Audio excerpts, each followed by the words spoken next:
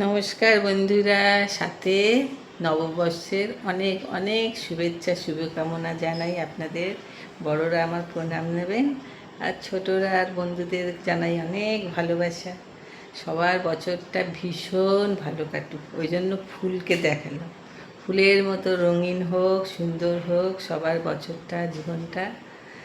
আজকে তো সবার ঘরে ঘরে নিশ্চয়ই স্পেশাল কিছু ব্যাপার আজকে, বছরের প্রথম দিন বলে কথা। আমিও সকালবেলায় গিয়ে ফুল টুল মালা হাঁটতে গিয়ে ফুল মালা সব কিনে টিনে নিয়ে এসেছি, মিষ্টি টিষ্টি। এখন কাজের দিদিটা তো আসবে না আজকে, আজকে আর কালকে আসবে না, ওর মেয়ের বিয়ে না। তা এখন ঘর ঠর ঝেড়ে মুছে আগে নেব। এখন বাজে তো 9টা। বসে গল্প করছিলাম, সবাইকে শুভেচ্ছা জানালাম। বাবার বাড়ি থেকে শুরু করে সবাইকে জানানো হয়ে গেছে। এবার ধীরে সুস্থে ছেলে আবার এখন যাবে ধুরন্ধর 2 দেখতে অ্যাক্রোপলিসে সকালে। সেই 9:30 না কটায় শো, এখন যাবে। এই সকালবেলাতে ডিসকাউন্ট দেয়। যাই হোক, সবার দিনটা খুব খুব ভালো কাটুক, সবাই পরিবারে খুব আনন্দ করে কাটান। চলুন আজকে শুরু করি কাজ। আজকে একটু বানাবো ইলিশ ভাপে, দেখি করি কেমন, আপনাদের সঙ্গে শেয়ার করব। সাহেব বেরিয়েছে পরিদর্শন করতে, যে তেনার বন্ধু বান্ধবরা এসছে কিনা। খুব মারকুটে এই হুলোটা, সবাইকে খালি মারবে। ছেলে এখন যাচ্ছে ধুরন্ধর 2 দেখতে।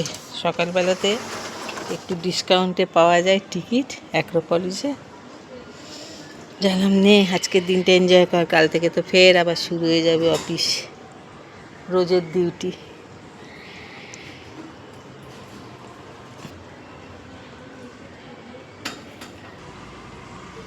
ছেলে বেরিয়ে গেছে, আমি আমার দিনের কাজ শুরু করি। সব আলো ছালো হয়ে রয়েছে। এটা কি পাখি? যা, ওইখানে বসেছে তারে।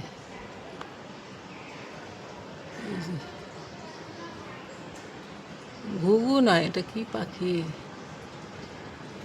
যাক, ওর মতো ও আনন্দ নিক, আমি আমার কাজ শুরু করি। এই এখন ঘরটা মুছে তারপরে, ঘর ছাড়ছি, ঘর মুছে তারপরে দিন শুরু হবে রান্না বান্না। ইলিশ মাছটা তো ভাপে করব, কিন্তু বেটে নেব একটুখানি। এখানে সর্ষে তো, যেহেতু অল্প একটু সর্ষে তো গুঁড়ো সর্ষে থাকে, ওইটাকে হলুদ আর নুন দিয়ে একটু ভিজিয়ে রেখেছি। আর ড্রাই কোকোনাট, বাপের বাড়িতে কত নারকেল আগের দিন গেছিলো, কর্তামশাইকে বলেছিল নিয়ে আসতে, কিন্তু এত কি করে আনবে ভারী জিনিস। বললাম এরপরে যখন যাব গাড়ি নিয়ে আসবো। ড্রাই কোকোনাট এনে রাখা হয়েছে, ওইটাই গরম জলে ভিজিয়ে রেখেছিলাম।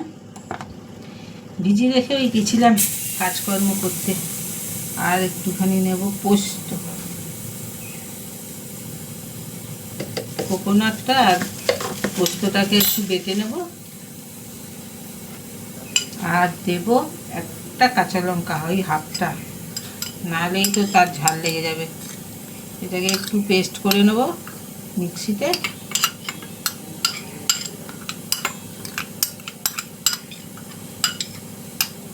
শিলে বাটলেও খুব ভালো হয়, কিন্তু শিল আর কোথায় পাবো, দিয়ে দিয়েছি। অনেক বড় একটা ভারী শিল ছিল আমার শাশুড়ি মায়ের, তবে দিয়ে দিয়েছি একটা কাজের দিদিকে। রাখার জায়গার অভাব হয় না। যা, এটা একটু বেটে নিয়ে আসছি। বেটে নিয়েছি, তবে অল্প একটু তো, খুব মিহি হয় না।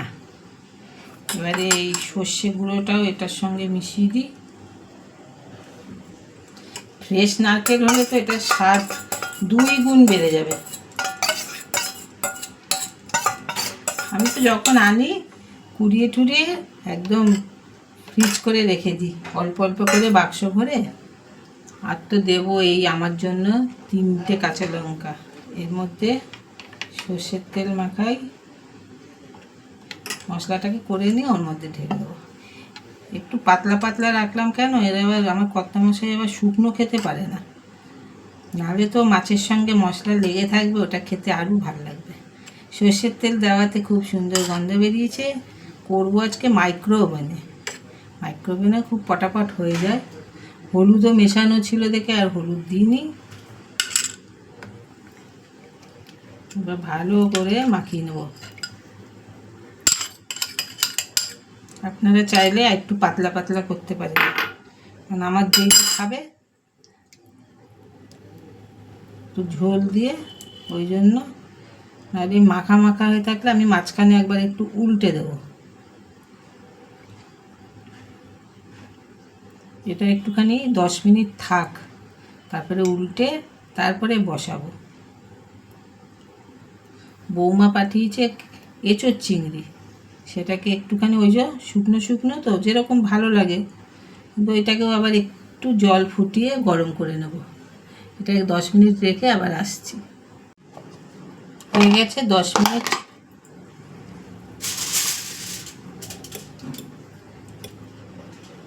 উল্টে দিয়ে এবার বসিয়ে দেবো।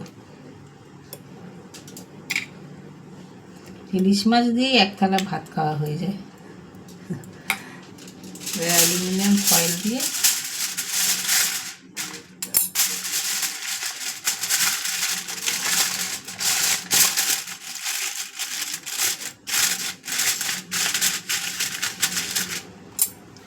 একটু করে ফুটো করে দেবো, ভাতটা নাহলে বেরোবে না।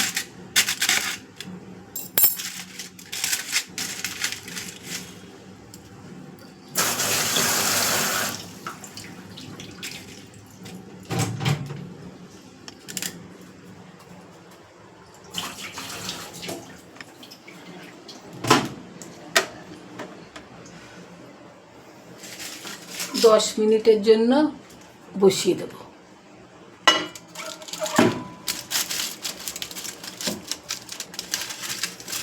এতে ভালো ফটাফট হয়ে যায় মাইক্রো ওভেনে কিছু কিছু রান্না।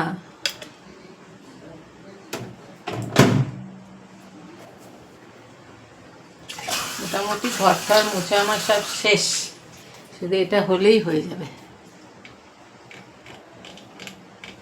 প্রথমে 8 মিনিট দিল, তারপরে যদি লাগে, নাহলে না 10 মিনিট দিই, লাগলে 8 মিনিটে একবার দেখে নেব, যদি হয় হোক আস্তে আস্তে। বৌমার এঁচোড়টাকে বসিয়েছি, ওকে বলতে হবে যে একটুখানি সেদ্ধটা কম হয়েছে। সুন্দর রান্না করে, ভীষণ ভালো রান্না করে। ও তো একটু লঙ্কার গুঁড়ো দেয়, কারণ খেতে তো ভালো হয় না। আমার কর্তামশাই খাবে না, ওর শ্বশুরমশাই খাবে না, তাহলে কী করা যাবে। আর একটুখানি একটু সেদ্ধ হবে, একদম শুকনো শুকনো তো খেতে পারে না। একটু একটু হোক, হলে তারপরে মাছটা হলে আমাদের আর কিছু লাগবে না। ভেন্ডি আলুর চচ্চড়ি আছে, আর রোজ রোজ ডাল আর ভাল লাগে না। একটু গিয়ে এবার বসবো, সব একটু বাসন মাজা বাকি আছে। ওই টিফিন খেয়েছে, মাজা বাকি আছে, একটু বসবো। রাধা কৃষ্ণটা কি সুন্দর না, দিনের বেলা তো আরও ভালো লাগে। একটু বসলাম, আর গরম পড়েছে। পয়লা বৈশাখ, এটা সকালে কাগজে দেখলো, আমার কর্তামশাই বললো আজকে নাকি একটু ঝড় বৃষ্টি হবে। দেখা যাক। আবার তো একটা দোকান আবার হালখাতার জন্য নেমন্তন্ন করেছে। আগের বছরের পয়লা বৈশাখ আমার বিভীষিকাময় ছিল। ওই দোকান থেকে ফেরার পথেই চেতলা, ওখান থেকে ফেরার পথে আমার কোমরে, ওরে বাপরে, এক তো কোমর ওরকম খারাপ অবস্থা। তারপরে জানি না কী জন্য, মনে হয় ওই কর্তামশায়ের ওই সকেটটা খারাপ ছিল, তা সেটাতেই মনে হয় আমার কোমরে নার্ভে লাগছিল। তারপরে তো আর বাড়ি ঢুকতে পারলাম না, যন্ত্রণার ঠেলায় রাস্তা থেকেই হসপিটাল নিতে হলো। 2 দিন হসপিটালে থেকে বাড়ি এসে 5 দিন মতো বিছানায় পড়ে রইলাম। এমন নার্ভের ওষুধ দিয়েছিল, সেই খেয়ে আর উঠতে পারি না। সেই জন্য আজকের দিনটা আবার মনে পড়লো। আর পয়লা বৈশাখ মানেই ছোটোবেলার কথা মনে পড়ে। ঘুম থেকে উঠলেই মার তাড়া, যাও সব চান করে নতুন জামা কাপড় পরো। তারপরে মার কষ্ট, এই গরমের মধ্যে প্রথমে লুচি, আলুর চচ্চড়ি কি আলুর দম এইসব দিয়ে, মিষ্টি দিয়ে, বাবা নিয়ে আসতো মিষ্টি দিয়ে, সকালের জল খাবার দিয়ে শুরু হতো। কত রকম মা রান্না করতো। আর এখন মনে হয় যেন ইস, মার এখন বয়স হয়ে গেছে, মা তো পারে না। মাকেও যদি একটু ওরকম বসিয়ে খাওয়ানো যেত। আসতে পারে না, সব পায়ের ব্যথা এমন হয়ে গেছে, ঘেমে ঠেমে এখন অবস্থা খারাপ। সকালের মোটামুটি কাজকর্ম তো শেষ, এই মাছটা না বালেই হয়ে যাবে। আর বৌমার ওই এঁচোর চিংড়িটা ফুটছে, একটু নরম হবে, ওকে বলবো যে একটু সেদ্ধ হলে, জিজ্ঞাসা করবে অবশ্য, আর একটু সেদ্ধ হলে। আর এত সুন্দর গন্ধ বেরিয়েছে রান্নাটা থেকে, ও খুব ভালো রান্না করে, আর কষা কষা রান্না তো খুব ভালো করে। যাই হোক, আর তো বেশি কিছু দরকার নেই, গরম ভেন্ডি আলু চচ্চড়ি, এঁচড়ের চিংড়ি, ইলিশ মাছ, আর কি লাগে, চাটনি আছে, টক দই আছে। এবার মাছটা দেখে নেবো। 4 মিনিট মনে হয় হয়ে গেছে, চলুন আগে দেখে নিই। 5 মিনিট হয়ে গেছে, খুব সুন্দর গন্ধ বেরিয়েছে। এটাকে নাবিয়ে নিই আগে।